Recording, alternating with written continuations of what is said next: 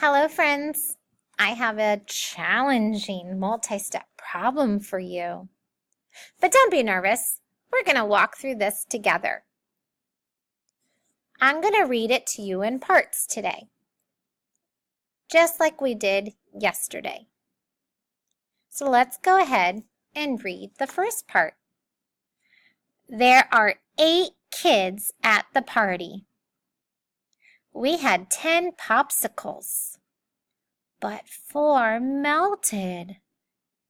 Do we have enough popsicles?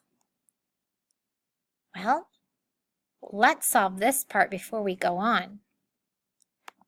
So in your math drawing, you might want to show the 10 popsicles and then use a strategy that shows the 4 melted. How many popsicles do you have now? Remember, there are 8 kids at the party.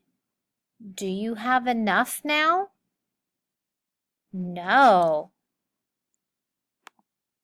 How many more do we need? Well, you could use another math drawing to show how many more you need, or show the popsicles and the kids and try to give each one a buddy. Whatever math strategy you use, remember you want to talk about it in your video.